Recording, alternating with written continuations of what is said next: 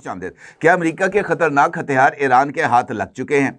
क्या वाकई अमेरिका अपनी हसास टेक्नोलॉजी वापस लेने के लिए ईरान पर हमला कर रहा है? ज़ेरे ज़मीन महफूज मुकामात को तबाह करने वाले बंकर बस्टर बम अब ईरान इसराइल की नीगो सहरा में वाक़े एटमी तनसीबात पर इस्तेमाल करेगा? ये वो तमाम सवालात हैं और इन तमाम सवालात से जुड़े खदशात हैं जो कि ईरानी वज़ीर ख़ारजा अब्बास अराक़ची के उस इंकशाफ के साथ जुड़े हैं जिसमें उन्होंने इस बात का इंकशाफ किया था कि गुज़िश्ता बरस होने वाली 12 रोज़ा जंग के दौरान कुछ मिसाइल और हथियार फटने से महफूज रह गए थे, और ये वो हथियार हैं जो कि इस वक्त भी उन तनसीबात में मौजूद हैं जहां पर इनको बरसाया गया था। उनके इस बयान का मकसद दुनिया को, ख़ास तौर पर अमेरिका और इसराइल को, ये बात बावर कराना थी कि हमें हल्के में न लेना, क्योंकि रिवर्स इंजीनियरिंग के मैदान में ईरान की सलाहियतों का लोहा पहले ही दुनिया मानती है। उनके इस बयान के बाद एक जानिब रिवर्स इंजीनियरिंग के जरिए अहम टेक्नोलॉजीज़ पर ईरानी दस्तरस्त से मुतल्लिक सवालात पैदा हुए, वहीं दूसरी जानिब न्यूयॉर्क टाइम्स की एक हालिया रिपोर्ट ने हकीकत में अमेरिका और इसराइल की क़यादत के सरों पर बम फोड़ दिए हैं। न्यूयॉर्क टाइम्स की शाया होने वाली एक नई रिपोर्ट जिसका उन्वान है Iran is at work on missiles and nuclear sites, satellite images show. अच्छा, इस रिपोर्ट के अंदर न्यूयॉर्क टाइम्स ने प्लानिट लैब्स की तरफ से जो हालिया सैटेलाइट इमेजेस हैं ईरान की मुख्तलिफ एटॉमिक और मिसाइल साइट्स की, उनकी तस्वीर का तज्ज़िया किया है। ये तस्वीर 2025 में इसराइल और अमेरिका के हमलों के बाद के हालात को वाज़े करती हैं जो तकरीबन 12 दिन के तनाज़े में हुए थे। कुल इन तस्वीर जिसका जायज़ा न्यूयॉर्क टाइम्स ने अपनी रिपोर्ट में लिया है, उसके मुताबिक तकरीबन 2 दर्जन यानी 24 मुकामात का तज्ज़िया किया गया, और ये वो मुकामात थे जहां पर इसराइल और अमेरिका की तरफ से 12 रोज़ा जंग के दौरान हमले किए गए थे। इनमें से निस्फ से ज़्यादा यानी 12 या उससे ज़ायद मुकामात पर प्लानिट लैब की सैटेलाइट इमेजेस में ईरान की तरफ से तामीराती काम जारी नज़र आ रहे हैं। ख़ास तौर पर बैलिस्टिक मिसाइल फैसिलिटीज़ के अंदर ईरान ने तेज़ी से न सिर्फ मुरम्मत शुरू की बल्कि कई साइट्स चंद महीनों के अंदर ही दोबारा 100% फ़ाल जो है हालत में आ गई।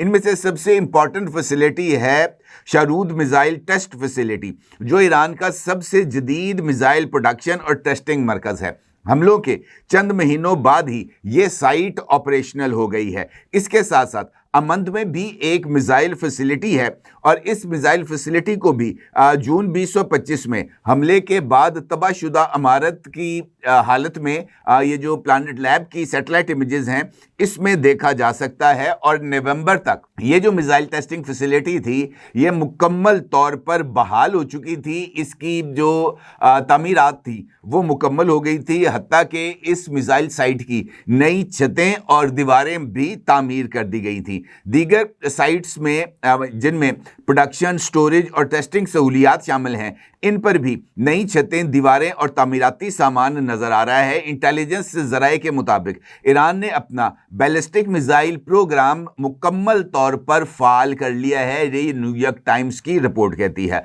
और इसी रिपोर्ट के अंदर ईरान की जो न्यूक्लियर फैसिलिटीज़ हैं उसके बारे में भी तफसीलात का जिक्र किया गया है, और सैटेलाइट इमेजेस के ज़रिए फर्दू, नितंस और इस्फहान की न्यूक्लियर साइट्स का जायज़ा लिया गया है। इन तस्वीर से ये जो सैटेलाइट इमेजेस हैं इसमें ज़ाहिर होता है कि नितंस, फर्दू और इस्फहान जैसी बड़ी साइट्स पर मुरम्मत जुज़वी तौर पर जारी है, और ये जो तामीराती काम इन न्यूक्लियर साइट्स पर हो रहा है ये बहुत ज़्यादा सुस्त है। तस्वीर में सिर्फ छतों की मुरम्मत और कुछ इमारतों को ढांपने का काम जारी होता हुआ नज़र आ रहा है, यानी महदूद तौर पर इन साइट्स की बहाली का काम जारी है। बुनियादी ढांचा इन तीनों न्यूक्लियर साइट्स का अब भी मुतासर है, और ये साइट्स अभी तक गैर फ़ाल नज़र आ रही हैं। नेतन्ज़ और इस्फहान पर जनवरी-फरवरी 2026 की तस्वीर में नई छतें दिखाई देती हैं, लेकिन ये अभी तक मुकम्मल बहाल नहीं। इन तस्वीर के तज्ज़िये के हवाले से James Martin centre of non proliferation studies के मुहक्किकीन और US नेशनल डिफेंस यूनिवर्सिटी के प्रोफेसर जॉन पी केव्स का कहना है कि ये इनफैक्ट ईरान की स्ट्रेटजी को वाज़ेह करता है। इस वक्त ईरान की सबसे बड़ी स्ट्रेटजीज अपनी न्यूक्लियर साइट्स की बहाली नहीं बल्कि उसकी मिसाइल प्रोग्राम की बहाली है, उसकी मिसाइल टेस्टिंग साइट्स की और उसकी स्टोरेज साइट्स की बहाली थी। और इसके ऊपर ईरान की तरफ से फौरी तौर पर जो कार्रवाइयाँ हैं वो की गई। माहिरीन के मुताबिक मिसाइल ईरान के फौरी डेटरेंस का सबसे बड़ा हथियार हैं। ये इसराइल और अमेरिका की इलाकाई बुनियादों और इत्तेहादियों को निशाना बनाने की सलाहियत की हामिल हैं। जोहरी प्रोग्राम एक तवील मुद्दती प्रोग्राम है और हमलों से बचने के लिए गहरे अंडरग्राउंड साइट्स के ऊपर काम जारी है, लेकिन फौरी बहाली की ज़रूरत कम है क्योंकि मिसाइल ही ईरान की तरफ से जवाब देने का वाहिद ज़रिया है। अब इस सारी सूरत हाल में जिस तरह मैंने आपसे गुजारिश की है कि मामला इनफैक्ट ये नहीं है कि क्या हो रहा है और क्या नहीं हो रहा।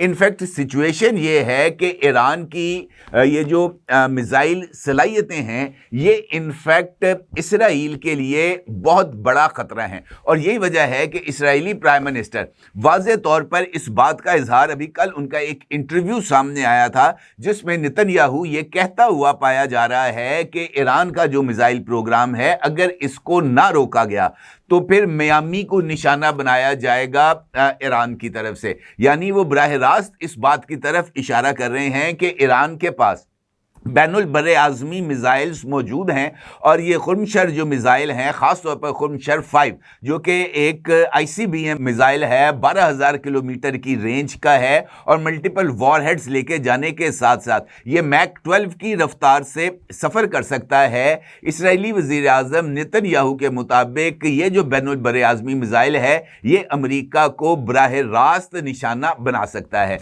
और यही वजह है कि इस तकरीब से खिताब करते हुए इसराइली वज़ीर आज़म का ये कहना था कि ईरान के साथ मस्कत में जारी मुज़ाकरात में सिर्फ एटमी प्रोग्राम तक मामलात को मरकूज़ नहीं रखना चाहिए बल्कि ईरान के मिसाइल प्रोग्राम की भी हद बंदी की जानी चाहिए और ईरान के पास 300 किलोमीटर से ज़ायद फासले तक मार करने वाले मिसाइल्स के अलावा कोई और मिसाइल्स नहीं होने चाहिए। और साथ इसके साथ इसराइली वज़ीर आज़म नेतन्याहू ने वाज़ेह तौर पर अमेरिका को ये पैगाम दिया कि अगर अमेरिका ये जो मुज़ाकरात हैं इसमें ईरान के बैलिस्टिक मिसाइल प्रोग्राम को कैपिंग करने के लिए या उसकी हद को मुकर्रर करने के हवाले से पेशरफ्त नहीं करता तो फिर इसराइल को खुद ईरान के ऊपर हमला करके उसकी इस मिसाइल प्रोडक्शन सलाहियतों को निशाना बनाना पड़ेगा और ईरान के मिसाइल प्रोग्राम को पीछे धकेलना पड़ेगा क्योंकि ये इसराइल की बका के लिए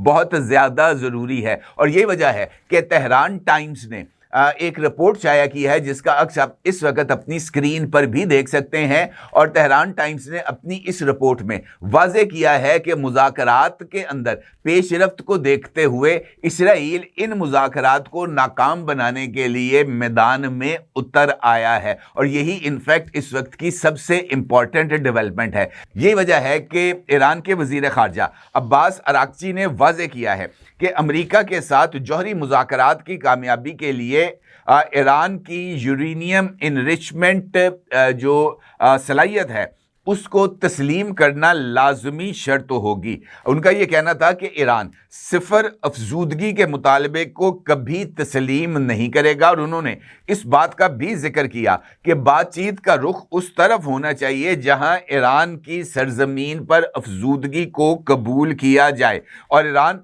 अपने न्यूक्लियर प्रोग्राम को पुरअमन होने का मुकम्मल भरोसा फराहम करे। ताहम ईरानी वज़ीर ख़ारजा का ये कहना था कि ईरान के मिसाइल प्रोग्राम पर किसी तरह का कोई समझौता नहीं होगा। ईरान का मिसाइल प्रोग्राम कभी भी मुज़ाकरात के एजेंडे का हिस्सा नहीं रहा और इसे जौहरी बातचीत में शामिल नहीं किया जाएगा। और ये वही तकरीब है जिसके अंदर अब्बास अराक्ची साहब ने इस बात का इंकशाफ भी किया था कि ईरान के जो मुख्तलिफ मिसाइल और एटॉमिक साइट्स हैं वहाँ पर कुछ ऐसे बॉम्ब्स और मिसाइल्स मौजूद हैं जो फटने से बच गए। 999 کمیونیکیشن، ڈیجیٹل میڈیا اور یوٹیوب چینلز کی دنیا میں بڑی کامیابیاں سمیٹنے کے بعد اب ویب نیوز، ویب چینل اور یوٹیوب نیوز چینل کی طرف قدم بڑھا رہا ہے، جس کے لیے ہمیں ملک بھر میں رپورٹرز کی ضرورت ہے۔ خواہش مند حضرات و خواتین نیچے دیے گئے نمبر پر رابطہ کریں۔ What's app +92 309 1226 999۔